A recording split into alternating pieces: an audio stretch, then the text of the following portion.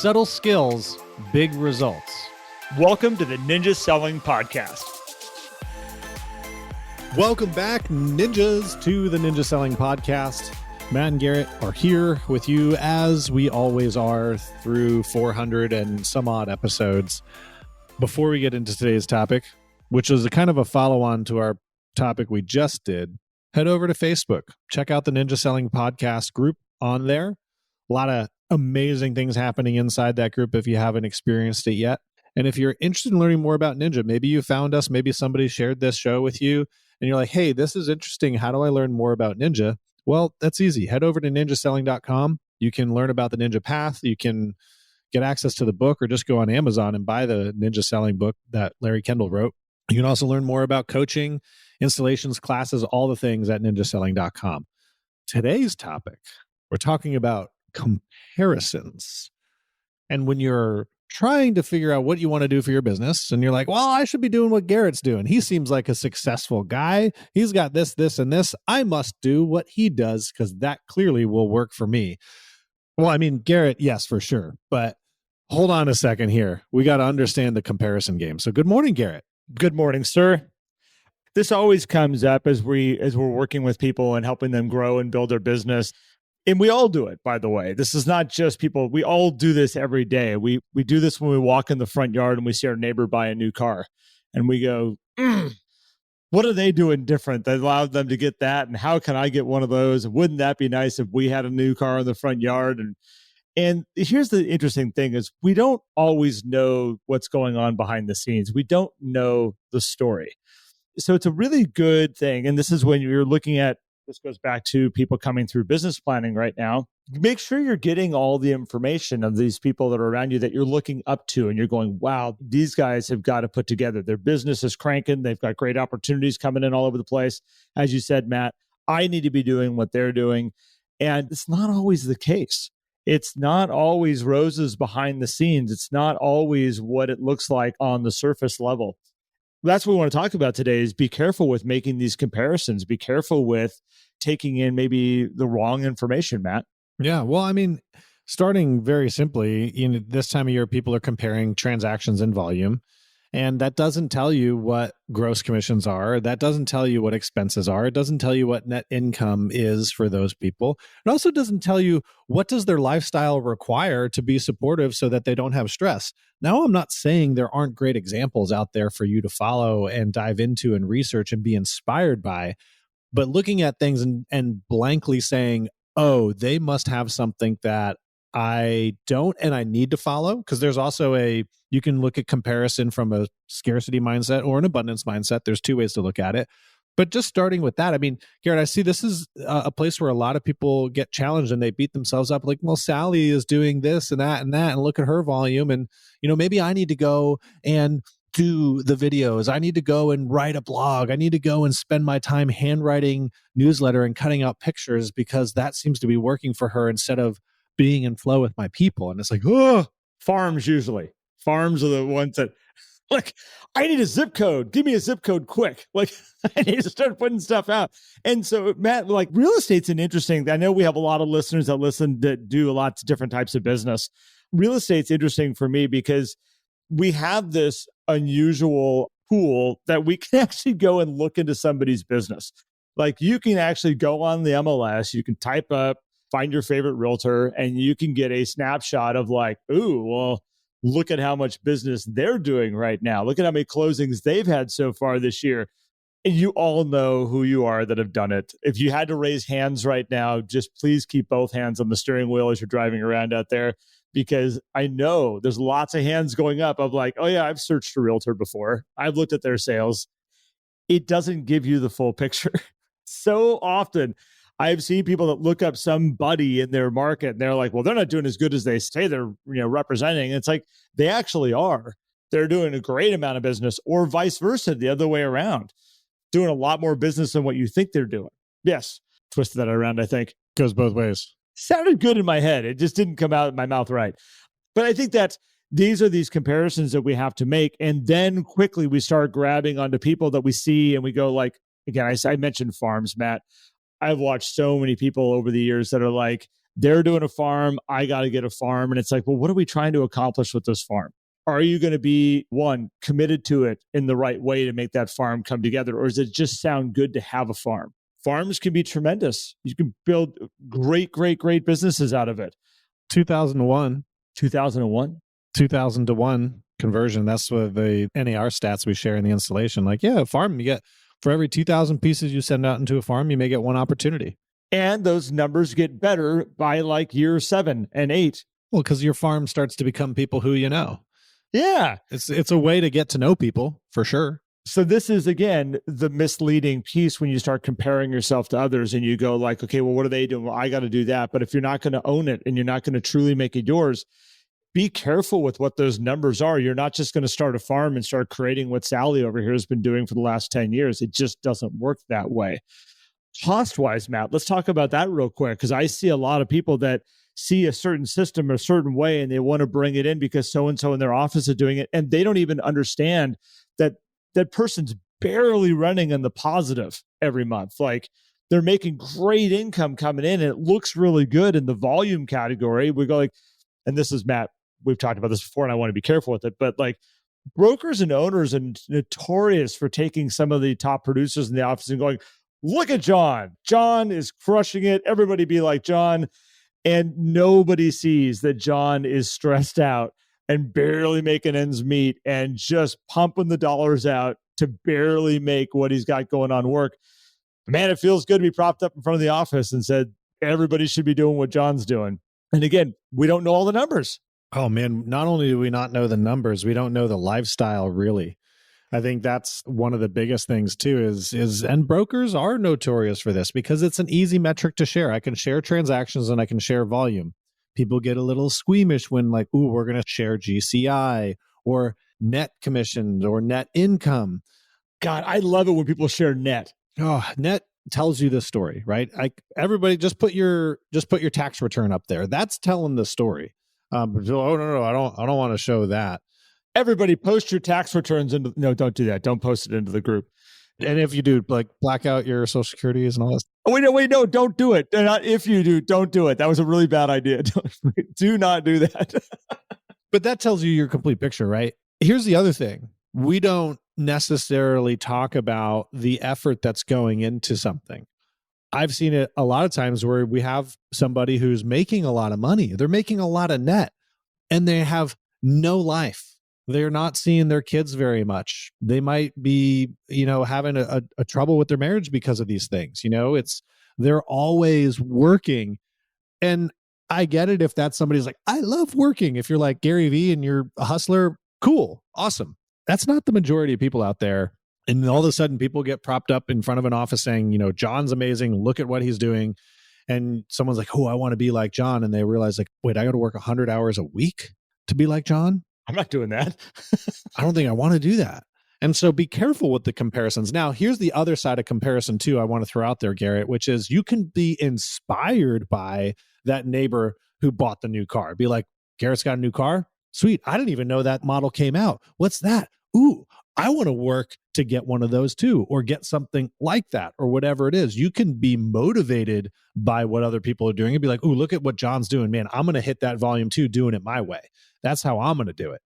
That is a good way, an abundance way of looking at comparison versus the scarcity. But Garrett, what are some other dangers of the comparison and looking at other people? We got farms for sure. We got volume and time spent. What about deviation from Ninja? We just talked about this. Run your systems first before adding on. Can't this comparison also sometimes pull us away from a system that we know is already working?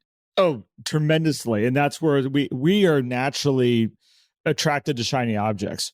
And so you can be doing the best thing ever, got your systems all lined up, you're going strong. And then all of a sudden you hear about somebody having some great results over there. And you're like, maybe I should be doing some of that also. Like they're getting recognition over here. Maybe I should just add some of that in. I saw this happen years ago when online leads started really becoming a really big thing. And I had an agent up in Seattle and she had an incredible business, strong business.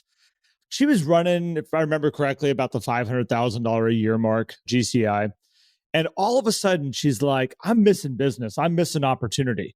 And she brought up an agent in her office that he was on track for about $700,000 that year in closings.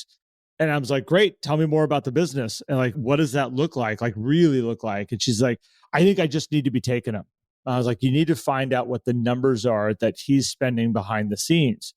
Because my fear is that, if it's there and it's working, like maybe we could add some of that stuff in, but we definitely don't want it to be then a distractor to what she already has going, which, Matt, we see happen all the time where it's like, oh gosh, like don't damage what we have, please.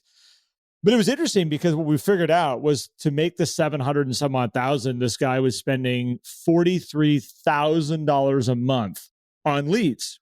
I didn't say that wrong. $43,000 a month. He was selling $700,000 worth of leads or deals, paying upwards in $500,000, keeping about $200,000 for himself.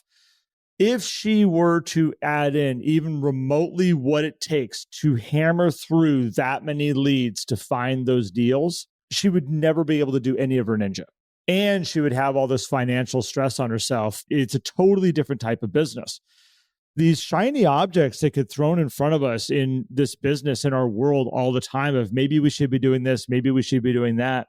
You really need to step back and say, is this going to take me away from a very secure financial place that I'm in right now, a very comfortable business that I have built right now, that I have predictable results that happen all the time?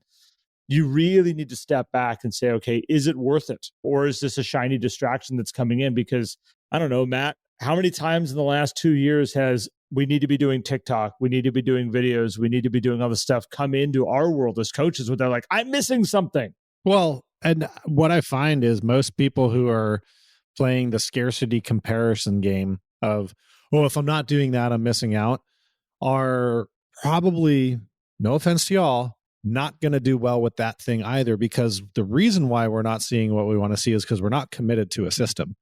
The people who are killing it on TikTok are committed to TikTok. They're committed to their social media. They're committed to their farm. They're committed to what the Zillow leads, whatever it is. Because the other behind the scenes of $43,000 a month in leads is how much time are you spending answering the phone? And like at that level, you probably have other expenses of people who are answering those things too, which adds a whole nother expense. But you're not seeing like the level of commitment sometimes when we're comparing these things. And it's like, ask yourself first, am I committed to something that's not working, which is why I'm looking for something else? Or am I not committed to something that really could be working and I'm just being distracted? And so we go back to the episode we just did before this one. Am I committed to my Ninja 9? Am I really doing all these things every week? Because if the answer is yes, and you're not seeing the results, then we can have a conversation. But I would be willing to get, if you're not seeing the results that you want to see, then you're not committed. In which case, are you going to then commit to a different thing? Be honest with yourself. I was watching a interview here the other, and I might have talked with you about this, Matt. I don't know if we recorded it or if it's something we were just chatting about, but it was a famous YouTuber in the world of famous YouTubers. This gentleman created a company called Smile More. And so if you watch YouTube at all and you know who I'm talking about, I don't know his name specifically, but I do know his company is called Smile More. And went really big. Was filming videos every single day, putting up new videos every single day. You got to see inside this guy's life and his world and what was going on. Part of the interview that I was watching is he was talking about what a lot of people didn't see is behind the scenes of what it took to get there.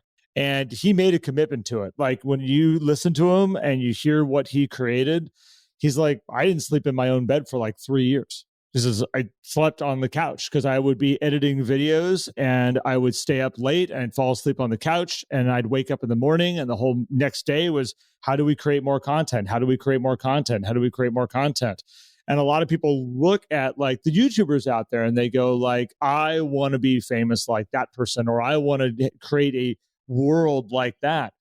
And I think anybody can do it. But it's the making the commitment to it, as you were talking about, Matt, that has to be made if you're going to go to those types of levels.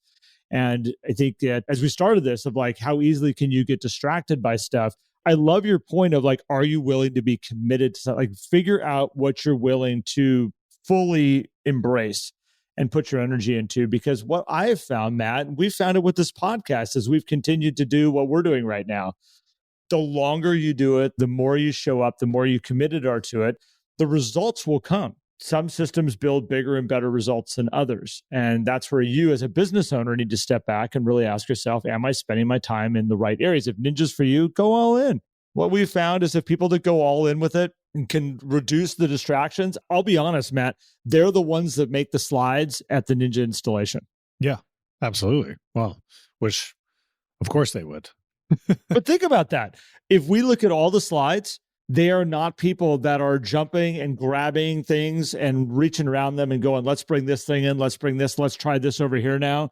Every person that ends up on those slides is just head down, very simple. Let's do the stuff that we know works. Christy Duggar doing 400 real estate reviews in 1 year. Again, prime example of just consistency, putting those out. They run an incredible business. It makes sense why she's ends up on one of the slides, not distracted. So the key here is understand what comparison game you're playing. When you're starting to evaluate other people and this is what they have, can that work for me? Or should I change things up? Are you playing the scarcity comparison, meaning, ooh, they have it, I don't? Or are you playing the abundance scarcity of, ooh, that's awesome. I want to kick some butt. I want to rise to that level and I'm going to do it and I'm going to do it my way. Because it's totally possible. That's the best part about comparison is using the motivation side of it. But way too many people, way too many of you who are listening are using it on the other side of like, well, why can't I have X? And why is Bill over there driving that car with his buyers and I'm stuck here with this? Well, I'm doing the things. Maybe I need to do what he is doing. Be honest with yourself. Yeah. Again, the opportunities are out there for everybody. And usually the people that are having the really big results, and I want to go back to like having really big like net results, are putting in the hard work somewhere. It's not just easy stuff that like, hey, I'm just going to put this Band-Aid over here and all of a sudden I'm going to have those results. They've chosen a path and they've gone all in on it is what they've done. Usually when you see the high results. And again, that's why I like looking at the net results when high results, because don't be fooled. Don't be fooled. Can be a little bit of smoke and mirrors out there sometimes. For sure. Yeah, understand you don't have all the information, not only just from the business side, again, also from the personal side. You don't know how they're living their life or what they require to live their life. And you know what? When you have the conversation with them and you find out that they have everything that you want to have and you're like, everything's great, awesome. Then learn from that person. Use that person as a mentor, as a guide. Like that's fantastic. If you find somebody who you can align with all the things that are going on in their world and you're like, that is someone I want to be like, awesome. Hold on to them, ask them questions, use them as a mentor. Don't just assume what's going on. There are great people to learn from. And Matt, we learn from people every single day. Absolutely. I get the honor of working with some really amazing ninjas around the United States, and they do bring in around the world, man. I have to say this. We now have a coaching client in Switzerland that also is in Dubai part of the time. So we're claiming two there, Switzerland, Dubai, the Cayman Islands, New Zealand. Just thought I'd throw that out there. I was noticing that yesterday and I was like, yes. Ninja Coaching International. We were excited when we went to Canada years and years and years ago. Now we're global. But I think, again, it's interesting. Oh, I lost my train of thought. I got excited about, where was I going, Matt? Mentors. It's so great that you get to work with people. That's why we do this together.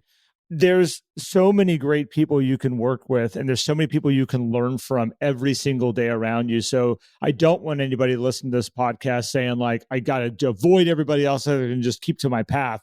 Take a lot of it in. Just ask lots of questions and, learn more. I've had so many people that I've at face value. I'm like, I need to interview this person to share their business and share what they're doing. And at the end of the day, at the end of my interview, I'm like, I can't share that. I can't present that because once I've asked all the questions and I figured out all the data, it's not really what it seemed like it was going to be. They're not really having the results that I really want people to be following what these guys do. Every once in a while you come across somebody and you're like, oh man, that was brilliant. And here's a path that I want to share with people. There's a lot of it out there, just as we're saying. Ask more questions, pay attention to what's going on, and know what your path is. I think that's a really important thing that maybe we can wrap this up on, Matt, is like, as we go through business planning right now and people are analyzing their business, be clear on what your path is, be clear on who your customers are, be clear on the type of business that you want to grow so that you're not just grasping at things out there, because lots of different paths. Yeah, that's so good. That's a great spot to put a bow on it, making me think a little bit too. So, guys, thank you so much for joining us and going through this. If you're struggling with this too, like even if you're playing this game inside our podcast community, just like raise a hand and ask a question, because I think you're going to find a lot of people who are willing to have open conversations and we can talk about these things. This is a great thing where if you have somebody who you trust to just talk about it, be like, hey, I'm going through this thought process in my head. Can you talk it out with me a little bit? Because you're going to find the best solution through having that conversation versus sitting with your own thoughts on it. So thanks for this one, Garrett. Use the community. So with that being said, Matt, thank you as always. Love that we get to do this together. Love spending my Wednesdays and Friday mornings with you. Same here, man. With that being said, go check out the community on Facebook. It's the Ninja Selling Podcast group in there. Tremendous amount of amazing people. And if you want to know more about Ninja Selling, go to ninjaselling.com. You can learn about installations. You can learn about coaching. Get to know all the coaches on there, all the guides and instructors that we have that teach the installations all over the United States. Come check us out. I would love to have you, and appreciate all of you for listening. Appreciate all of you who continue to listen. Thanks, and we'll be back soon. Take care, everybody. If you enjoyed today's episode and would like more, visit us at theninjasellingpodcast.com. There you will also find links for more information about ninja selling and coaching. Have an incredible day.